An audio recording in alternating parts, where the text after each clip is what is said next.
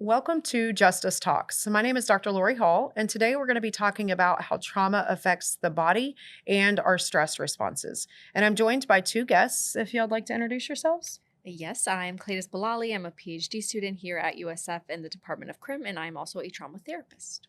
And I'm Ariana Cobb. I graduated from USF summer 2025. I will be attending grad school in August 2026. And I worked at the federal government for several years and now work for a global law firm. Awesome. Thank you so much for joining me. So we're kind of continue our conversations that we've been having about what trauma looks like.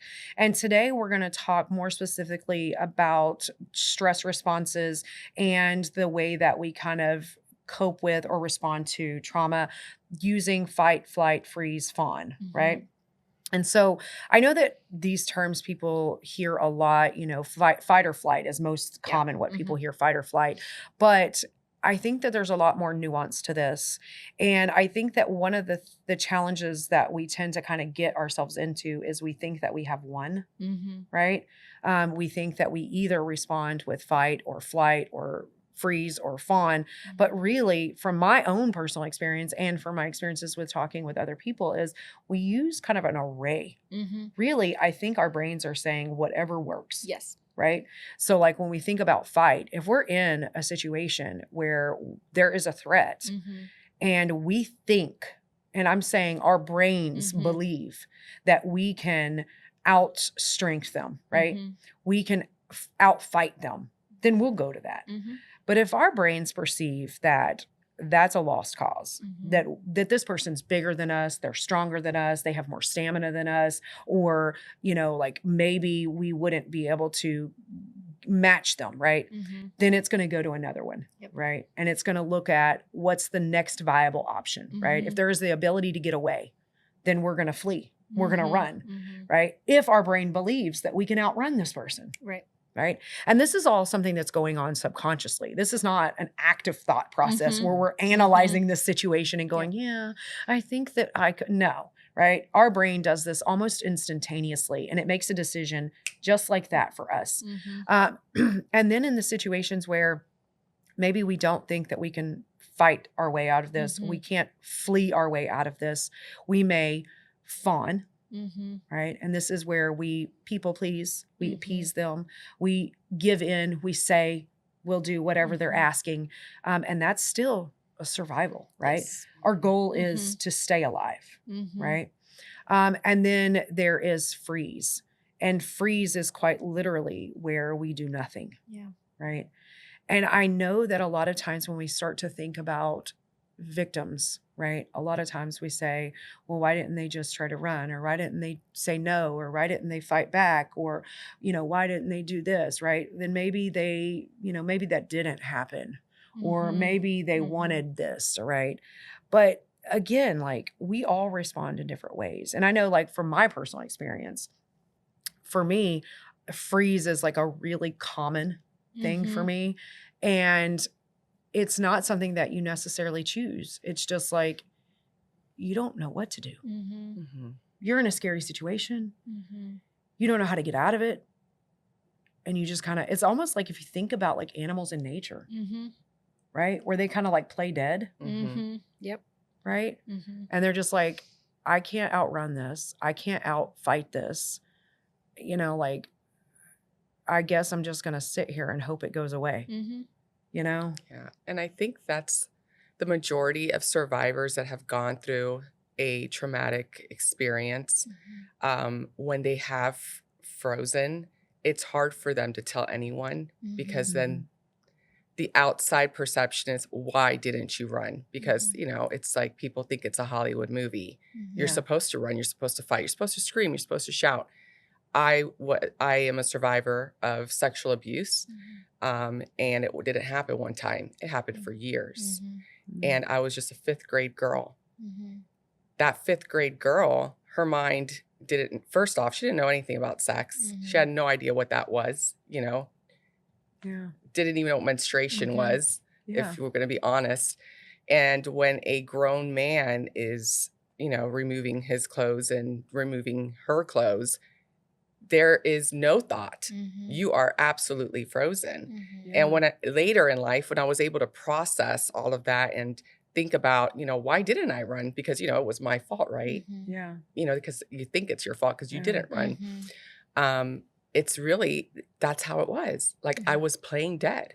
Yeah. I was just like, I have no idea what else to like you, Mhm. and you're not even Yeah. thinking of, I have no idea what to do. That doesn't even go in your Yeah. mind. You Mhm. just You go die. numb. You just go numb. Yeah. And, it's very hard for survivors to bring that up to anyone because they do think, well, you had a way out. Mm-hmm.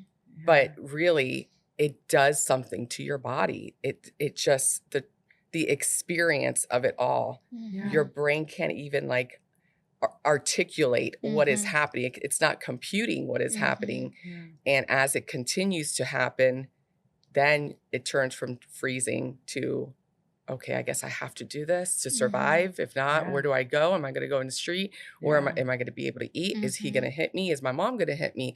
And it just becomes a whole thing where it's so difficult Mhm. to get out of. And I think that also, you mentioned that this was over periods of time, right? So like when you're not in that moment, right? And you're going about your day and you're functioning, you're really trying to like process that experience. And you're like, could I have done something? Right. Right. And then we start to internalize, well, maybe I should have done this or I should have done that. And that's all fine and good. Like we can try to sit there and talk about what I should have done all of the time, but even there is no amount of planning, Mhm. right? Like I've thought myself in my own experiences, well, what should I have done? I've even had these conversations with my daughter. My daughter is, about to be 15, and it's like a huge fear. Like I don't want what has happened to me to happen to Right. her. And so like I'm trying to equip her like, oh, here are things you can do. But in the grand scheme of it, like we don't know. Mhm. Right. And I talk with people a lot about, oh, could you ever do this? Or would you ever do that? And I hear a lot of people, they're like, oh, I would never rape someone. And I'm like, I take issue with that because like whenever I think about situations where we feel there's a threat, Mhm. we don't know what we would do.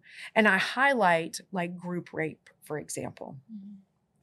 Because if we think about what's going on in group rape, most of the time, this is an all male group that is perpetuating this.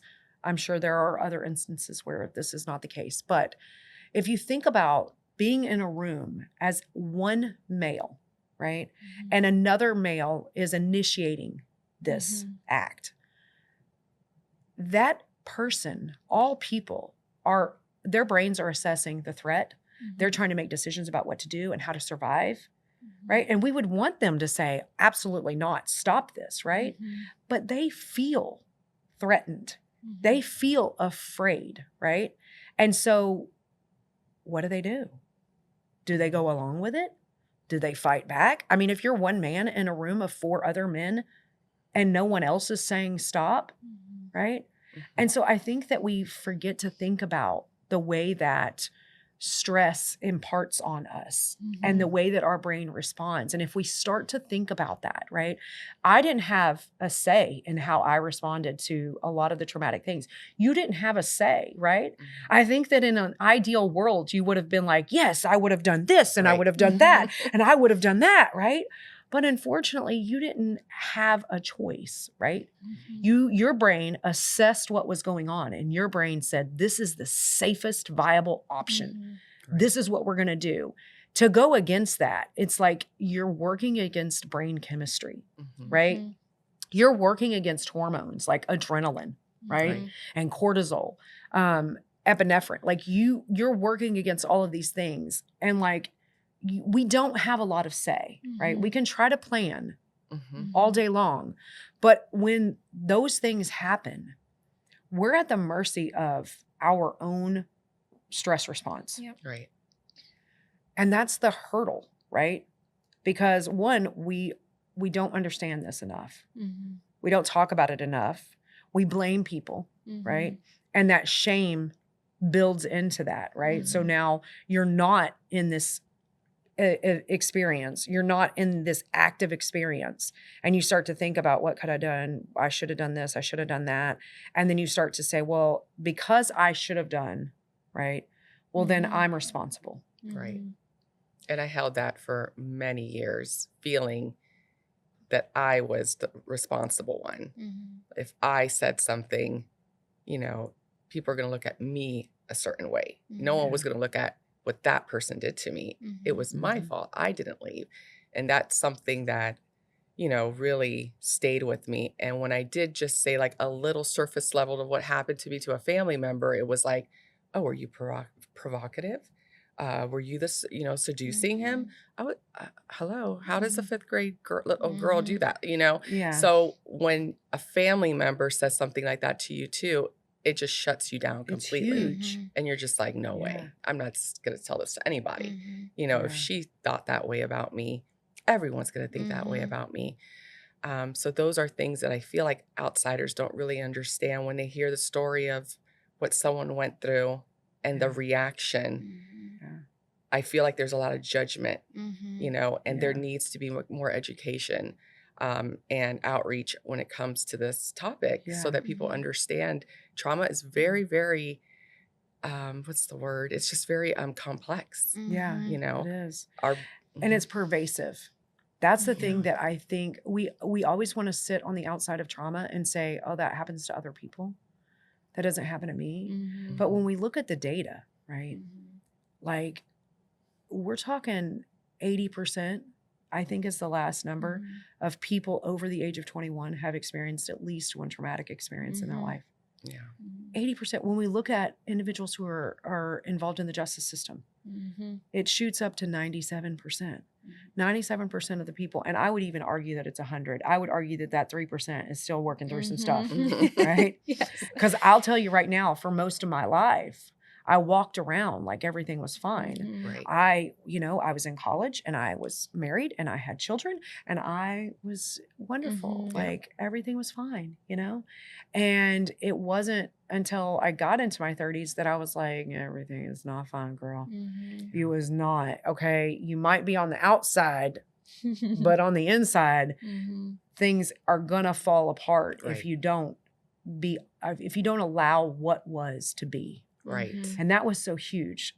And I think that when what you mentioned about even just that small little snippet of what your experience was and the way that people respond to that can either help or harm, right? And I think that that's the trouble that we're headed towards. Like we're already deep in it, right? Because we are all critics, right? We are all judgment, right? We're all looking at, oh, well, you should have done this and you should have done that and you're responsible, or no, that ain't that bad, right? Or you had some role in that. And I think that we have to get to a place of support, Right. where we can allow other people to have their experience. Allow it, you know, like I wasn't allowed to have my experience, like even with my own parents, you know, to articulate, this was my experience. They had their own trauma that was triggered right then. And so then they had to do damage control. Like, oh, I wasn't that. Oh, I didn't do that. Oh, you're making that, or you were a bad kid, or you did that, right? And so like it got in the way of me being able to just have a valid experience. And we have to allow people to just have their experience. That was your experience. Even if the two people are going through the same thing, those experiences are different, right? And the way that we respond to everything is so different. Like there have been times in my life where I was a fighter. Like I spoke up, but it was, in hindsight, I can look back and go, oh, that's because my brain perceived that I could do something about that, right? But there were plenty of times where I just either froze or I ran or I fawned. And it was just, and looking back, I'm like, I understand that now. I know why, right? And there are plenty of things that happen in my day-to-day life now where I, will flee. Mhm. You know, like fleeing is a big one. I choose that all the time, you know, avoid everything I can. So Just, that's your default. yep, that's the Mhm. default. I am not a fighter. I've never really been a fighter person. And that's so true in the way that my body Mhm. responds. I've never like really acted out violently. There are only like maybe 2 instances that I can think of in my life where I used aggression or violence to respond in some capacity. For the most part, it was freeze or flee. Mhm. But I will say for the better part of my life, I think fawn is like pretty much just running through there. Mhm. Yeah. You know, Wow. it's the underlying, you know. Mhm. But anytime things that require vulnerability, Mhm. I flee. Like I'm running Mhm. from it, you know. Yeah. I use humor a lot, Mhm. and I don't think that people understand that that is a flee response. Mhm. To use humor to get through things Mhm. is a way of avoiding, Yep. right? And it's allowing what is to be in the context of control. Mhm. I am able to speak about the experiences that I've had because I am making fun of myself. And Mhm. therefore, I Mhm. have the power and the control. Now, if you were making fun of me, that would be a completely different Yeah. story, right? That would trigger all kinds Yeah. of things. And then I would probably be like, okay, well, y'all have a good day and I'll see y'all later. And then I'm not going to respond to you anymore. Like, We're never speaking again after exactly. this. You know, like I kind of just ghost you. Yeah. Like Yeah. it's just, you know, there's no beef. Yeah. Mhm. But, you know, like I've done that with all of my family members. Like there's, Mhm. you know, like Mhm. I just, okay, good to know. But I think that we don't understand that these things, they're over. I'm using all of these all of the time Mhm. in various situations. And I'm, you know, people will be like, oh, but you're not being threatened. No, there's threats everywhere. Yeah. When you Mhm. have complex trauma, there are so many reminders Mhm. everywhere. We call them triggers, right? But a statement, a Mhm. word, a body language, Mhm. the absence of something, Yeah. Yes. Yeah. something that doesn't exist, Mhm. right? And so I'm constantly managing those stress responses. Mhm. There's so many times where I want to exit a situation or an interaction or conversation, whatever it may be, because I've been triggered Mhm. Yeah. and I just want to leave and I want to go home. And, you know, like there's all kinds of coping that goes back on back there, whatever it may be. But I want to find, and I think for me, when I think about it, it's like I want to find a safe space and we're Mhm. safe. Home is safe for me. Mhm. I want to go there, right? Alone is safe for me, Me too. Yeah. right? Even if I'm just in my car, like I'm alone, right? Mhm. But there are other things that I think that we do that we don't really acknowledge as being a trauma response. So like this idea of fleeing. I flee in public all of the time in public. I am in public, Mm. but I am fleeing, Mhm. right? So I use this a lot, like RBF, right? Mhm. RBF is a trauma response. People don't acknowledge it as that. But for me, any interaction with other people was a threat. And what I mean is if someone said hi to me, then I was victimized by a significant other. If someone complimented me, I was victimized by a significant other. If someone even asked me a question, Mhm. if someone looked at me, then I was victimized. I was accused of cheating or sleeping with them or Mhm. having a relationship with them. And it didn't matter if it was a man, a woman, a child, an elderly person, it didn't matter who, Mhm. right? And so I learned how to prevent that without doing anything. Mhm. And that is to make myself non-approachable. Mhm. People do not approach me anywhere I go. And it's like I have this guard, this exterior, I'm exuding like Mhm. stay away from me, right? And a lot of people call that RBF. I call it protection. And so, like I learned how to do that, but that was fleeing in public. It allowed me to go into public spaces and to exchange what I needed to exchange. I needed groceries. I needed supplies. I needed a book from the library. I needed to go here. I needed to do that. It allowed me to exist, but in a safe way so that people did not see me. People didn't acknowledge me. People didn't compliment me. People didn't strike up a conversation with me. And it's something that I am trying to undo. And it's an active thing. Like it's to the point where like I have to be aware of my facial expression. And it's not, I edited before and now I'm unediting, right? Right. And so like it's to make eye contact with people. I always avoided eye contact, right? Because if you make eye contact, you're engaging. Right. You notice me. Now you're aware of my presence, and then that's a threat. That's a risk. You might say hi to me, right? And I got to avoid that. And so like I'm unlearning those things. But we don't acknowledge that we're doing all of these self-protective things that's rooted from somewhere, right? Yeah. Like I want to be invisible in public. And the irony of that is like people are like, oh, like you're introverted. I am not an introverted person. Anybody that knows me knows that I am not an introverted person. I talk and I talk and I talk. I will talk to anybody. I crave connection. I go into these spaces and I want people to say hi to me. I want people to acknowledge me. That's who I am, right? But my abuse conditioned me for safety. Right. And we don't even think about that. We don't talk about, right? We don't talk about overachievement and perfectionism in the context of a flight response, right? What are we fleeing from?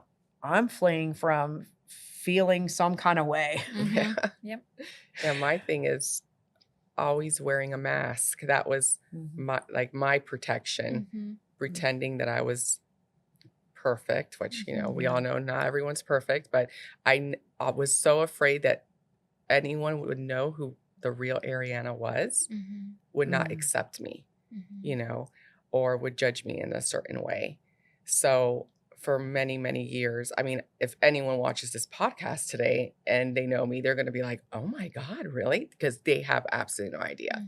Because you would not know, when you do study and you're looking at research and things like that, you're looking for certain signs, anger, this, that. I was not showing any of those signs. I was a good student. I was playing soccer. I was in cross country. I was doing all the things, and no one would have ever known, and that's one of the things that carried on even in adulthood, just wearing the mask, doing the things that I had to do, even just like the silliest things, organizing my house. My house better be like spick and span. It has to be Absolutely. Everything needs to be like this. And, my whites need to be together and my colors need to be together. It was like absolutely insane until you hit your 30s, at least for me, when I started to thaw out in my body and feel the feelings and start to deal with the internal stuff that no one can see. I was like, I need to work on this. It's okay to be Ariana. It is okay to put this mask down and let people in and let people know that, who you really are. You don't have to be perfect. You don't have to like show this image so that people will accept you. If people accept you, great. If people don't, well, then they're not supposed to be in your life anyway, And that was a hard thing for me because I never felt accepted. I never felt wanted by the people that I was supposed to be loved by. And that was something I always craved, and not even thinking of it, but like I still feel it. It's just carries on with you. And that was my thing. I always said I was like a master masker. Just walking around pretending like, put the little pearls on and act all prim and proper. And there was so much more happening going on inside because of my past. And I feel like a lot of people do that. Like if I got to be in your class or something, oh my God, I got to be, oh my God, Dr. Hall, I'm so sorry. Like, oh my goodness, I didn't realize that project meant this and that, and I was like freaking out over something like that because everything had to be perfect. And it's still like that in my life. Yeah. If it's not perfect, if it's not an A, it's not okay, you know? And I'm like, no, it's okay. Like, Yeah. calm down. I find that challenging as well. Mhm. But one thing that you mentioned that I think we don't really talk enough about is like you said, I can't let people see the real me. Mhm. And I struggle with the same thing. And for me, when I think about the real me, right, I'm afraid for people to hear about what I've been through. Yeah, Mhm. me too. I'm afraid for people to hear the ways I've coped.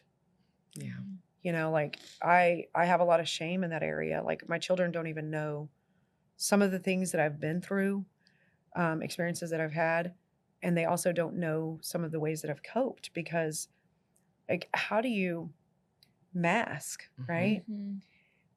And then reveal to your children, like, you know, I couldn't tell you how many drugs. Yeah. Mhm. I couldn't tell you how many, you know, and it's Mhm. like, how do you, like, I've thought about that so much. I'm like, how do I ever have that conversation? Like, I think I had it the other day. I was like, I'm going to my grave with it. Just going to my grave with it, Mhm. you know, because like I've masked, you Mhm. know, like everything. My stuff is color coordinated too, girl. Okay. Absolutely. And everything is in their place. Everything is symmetrical. Lines are all Yes. lined up. Like, It is you so know, exhausting.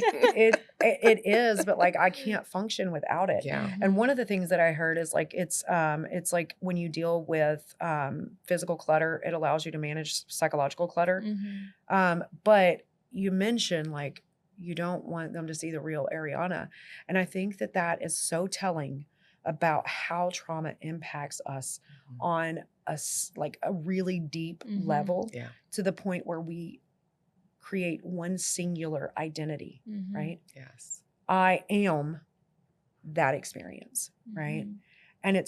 And I mean, like talking and saying, like, I understand the absurdity, Mhm. right? Mhm.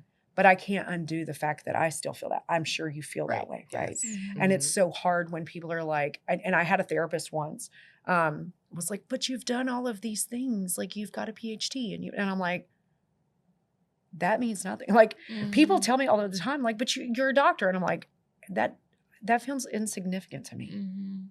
It really does.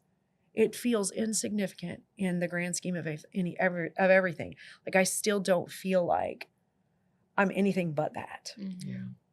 What happened to me, what I've done, you know, like, and I haven't inflicted harm on anybody. That's the thing, is like, that's the craziest thing when I think about, like, through everything that I have been through, Mhm. I have never been an abuser. Right. Mhm. And I can say that with certainty. I have never done harm to someone. I have been the person that has received harm. I have done harm to I guess I have done harm to myself, Mhm. right? Yeah. I've harmed myself in many ways. But there's nothing that I can accomplish or do Mhm. that undoes that, Right. Mhm. you know? And I don't think that we understand the implications of trauma enough to where we could understand the way that, like, we really have to unpack Mhm. fight, flight, freeze responses in more detail, Mhm. research this more to understand, hear from people who have gone through this, have these kinds of conversations, because we have this very simplistic view of it.